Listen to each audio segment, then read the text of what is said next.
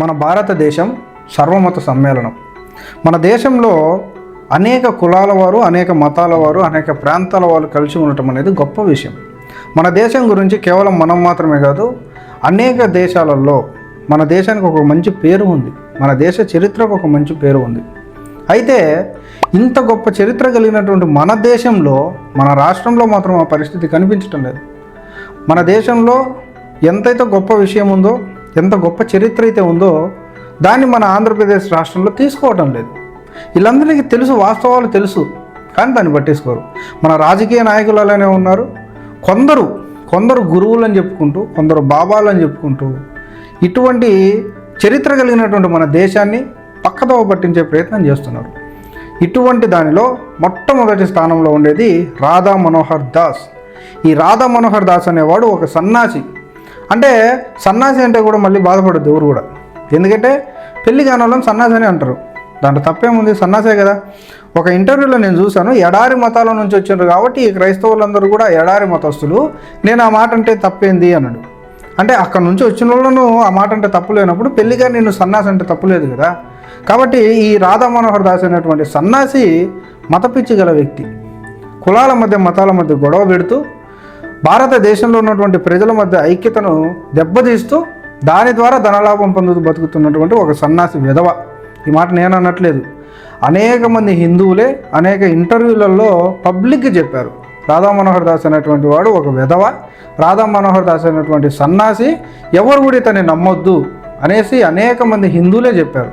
అసలు ఈ రాధా మనోహర్ దాస్ అనేవాడు ఏం చేస్తాడు? క్రైస్తవ మతాన్ని తిడుతూ, ముస్లిం మతాన్ని తిడుతూ, హిందువులు మాత్రమే ఈ దేశంలో ఉండాలి, హిందువులు మాత్రమే భారతీయులు, హిందువులు మాత్రమే ఇక్కడ ఉండాల్సినటువంటి వారు అని చెప్పడం ఇతని పని. అలా చెప్తూ అమాయకపు హిందువులను నమ్మించుకుంటూ ఆ వచ్చే డబ్బు ద్వారా బతికేటువంటి ఒక విధవ ఇతను. గతంలో హిందువులు మొత్తం నమ్మారు, కానీ ఇప్పుడు వాస్తవాలు బయటపడుతున్నాయి కాబట్టి, సోషల్ మీడియా ద్వారా, కొందరు సీనియర్ జర్నలిస్టుల ద్వారా ఇతని భాగవతం బయటపడుతుంది కాబట్టి చాలామంది హిందువులు కూడా ఇతన్ని నమ్మటం మానేశారు.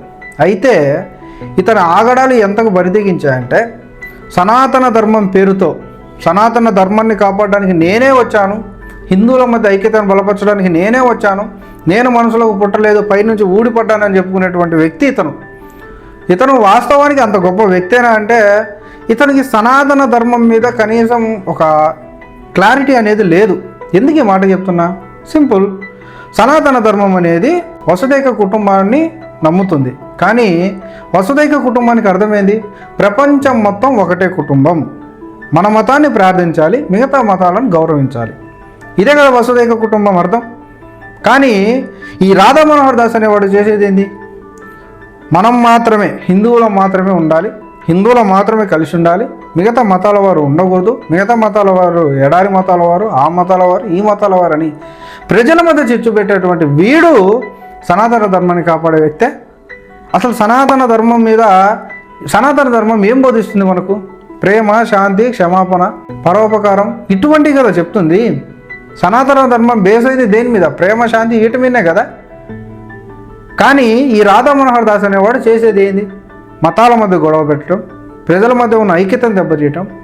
ఈడు ఏమి సనాతన ధర్మ రక్షకుడు, బేవర్స్ ఎదవా అని కొందరు జనాలు అంటున్నా కూడా మారట్లేదు. సరే, ఈడి దారిలోకి అర్థం. ఒకవేళ రాధా మనోహర్ దాస్కు మనం ఫోన్ చేస్తే సర్వే జన సుఖినో భవంతు అంటాడు. ఆ పదం పలకడానికి అర్హుడైనా ఏడు? సర్వే జన సుఖినో భవంతు అంటే ఏంది? సర్వ ప్రజలందరూ, సర్వంలో ఉన్నటువంటి ప్రజలందరూ కూడా ప్రేమ, శాంతి, సుఖ సంతోషాలతో ఉండాలి, వాళ్ళకు ఉన్నటువంటి కష్టాలు పోవాలి, సుఖాలు నిండాలి అని దాని అర్థం. సర్వే జన సుఖినో భవంతు అంటే సర్వజనులందరూ, సర్వ హిందువులందరూ, సర్వ క్రిస్టియన్లందరూ, సర్వ ముస్లింలందరూ ఇలా చెప్పిందా? కనీసం ఈ జ్ఞానం లేని ఈడు సనాతన ధర్మాన్ని కాపాడేటాడు. అంటే నాకు తిట్టాలనిపిస్తుంది, కానీ నువ్వేం సన్నాసివిరా, నువ్వేం గురువురా, నువ్వేం హిందువులను కాపాడడానికి వచ్చారా, వాళ్ళ మధ్య ఉన్న ఐక్యత దెబ్బతీసే గాడిదెవరా నువ్వు అని తిట్టాలని ఉన్నా కూడా తిట్టలేని వ్యక్తిని నేను. అసలు రాధా మనోహర్ దాస్ను, అతను మాట్లాడేటువంటి బైబిల్ గురించి మాట్లాడేటువంటి మాటలను ఎందరు ప్రజలు, ఎందరు హిందువులే వ్యతిరేకిస్తున్నారో తెలుసా? అతని వీడియోల కింద చూస్తే నువ్వేం గురువురా సన్నాసి వెధవా అని తిడుతున్నా కూడా ఇతను మారడు. ఒక బైబిల్ మాత్రమే కాదు, డైరెక్ట్గా రాజ్యాంగాన్ని తిట్టేంత స్థితికి ఎదిగిపోయాడు మనోడు. తొక్కలో రాజ్యాంగం అంట. రాజ్యాంగాన్ని ప్రేమించినోడు భారతీయుడా? వాస్తవానికి నువ్వు భారతీయుడివి కాదు. భారతదేశంలో పుట్టి భారత రాజ్యాంగాన్ని ప్రేమించకుండా భారతదేశ రాజ్యాంగాన్ని నా తొక్కలో రాజ్యాంగం అంటున్నావు నువ్వు అసలు భారతీయుడివి కాదు. నువ్వు నీ మీద కేసు పెట్టాలి. ప్రభుత్వాలు ఎందుకు వదిలేస్తున్నాయి అనేది కూడా అర్థం కావట్లేదు. వీడంటాడు రాధా మనోహర్ దాసు, రాజ్యాంగం మొన్న వచ్చింది, దానికంటే ముందే రాజరికం ఉందంట. మాది లేదు, మేము చదువుకోలేదు. రాజరికం ఉందని మాది లేదు, రాజరికం ఉందని ప్రజలకు తెలియదు. నువ్వు కూడా అప్పటి నుంచి పుట్టి ఇక్కడ దాకా బతికున్నావు. ఒక 100-200 సంవత్సరాల నుంచి నువ్వే బతికున్నావు. పెద్ద పుడింగివు కదా నువ్వే బతికున్నావు. నువ్వు చేసే పాపాలకి ఏ రోజు ఎప్పుడు ఎట్లా పోతావో తెలియదు. నువ్వు మాకు చెప్తున్నావు రాజరికం ఉందని. అదే రాజరికం అంత పర్ఫెక్ట్గా ఉంటే ఎందుకు రాజ్యాంగం వచ్చింది? రాజరికం పర్ఫెక్ట్గా ఉంటే రాజ్యాంగం రావాల్సిన పని లేదు కదా. ఇప్పటికి కూడా రాజరికం జరుగుతున్నటువంటి కొన్ని దేశాలు ఉన్నాయి కదా, మరి భారతదేశంలో రాజరికం ఎందుకు పోయింది? సరే, నీ రూట్కే వచ్చి రాజరికం ఇప్పుడు ఉందంటే నువ్వే స్థితిలో ఉంటావు? నీ బతుక్కు నువ్వు రాజరికమే ఉంటే ఆ రాజుల కాళ్ళు చూసుకుంటూ బతికేటోడే నువ్వు. సన్నాసి వెధవ అని తిడుతున్నారు, హిందువులు తిడుతున్నారు నిన్ను. రాజరికం ఉంటే మా బతుకులేందిరా, మాకంటే ముందు నీ బతుకులేందిరా అని హిందువులు తిడుతున్నారు. అయినా కానీ నువ్వు మారు. ఇంత నీచంగా నిన్ను తోటి హిందువులే తిడుతున్నా కూడా అవేవి పట్టనట్టు, అవేవి నీకు వినపడనట్టు నువ్వు బైబిల్ దగ్గరికి వచ్చి బైబిల్ని ఇష్టానుసారంగా మాట్లాడతావా? లా అనే పదంతో నువ్వు బైబిల్ని సంబోధిస్తావా? తిరిగి వాళ్ళు అదే పదం వాడి నీ మత గ్రంథాలను అంటే దేశం మొత్తం ఒకటి కాదా? దేశం మొత్తం ఒకటి చేయరా? సన్నాసి వెధవా, ఏం మాట్లాడుతున్నావు తెలియదా? నిన్న నేను వీడి గురించి ఒక వీడియో చేస్తానని చెప్పి ఒక రీల్ పెడితే దాని కిందికి వచ్చి ఒక కామెంట్ పెట్టాడు, బోకు బైబుల్ అంతే సార్ అంట. అరే నువ్వు గురువు అని చెప్పుకుంటున్నావు, హిందువులకు పెద్దనని చెప్పుకుంటున్నావు, హిందువుల మధ్య ఉన్న ఐక్యతను కాపాడుతుంటున్నావు, సనాతన ధర్మ రక్షకుడిని నేను మనుషులకు పుట్టలేదు అడ్డంగా పుట్టాను లేదంటే ఊడిపడ్డానని చెప్పుకుంటున్నావు. పరమతస్తులని ఎట్లా మాట్లాడాలి, ఒక మత గ్రంథాన్ని ఎట్లా సంబోధించాలనే జ్ఞానం లేదారా? వెధవా అని తిట్టాలని ఉన్నా తిట్టలేనటువంటి ఒక మంచి మనసు నాది. నువ్వు 100 కామెంట్లు పెట్టచ్చు, 100 మందితో ఫోన్లు చేయించవచ్చు, కానీ నీకు సనాతన ధర్మం అనేది సెట్ అవ్వదు. సనాతన ధర్మాన్ని అడ్డం పెట్టుకొని బతుకుతున్నటువంటి ఒక కొత్త రకం భిక్షగాడివి నువ్వు. సనాతన ధర్మం చెప్పేది వేరు. మతాల మధ్య గొడవ పెట్టు, వాళ్ళని తిట్టు, వీళ్ళని తిట్టు.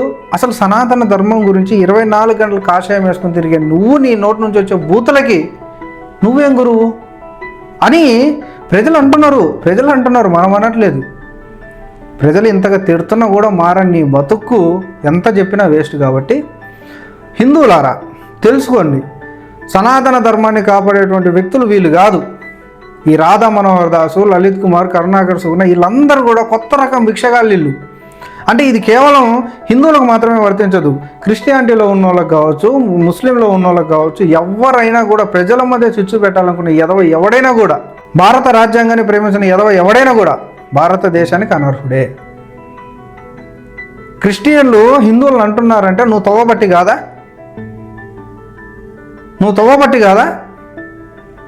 నువ్వు ఆ బైబుల్ని లా అనే పదంతో వాడుకుంటూ వాళ్ళెందుకు అంటారు? వాళ్ళెందుకు ఏం తప్పులు ఉన్నాయని ఎత్తుక్కుంటారు?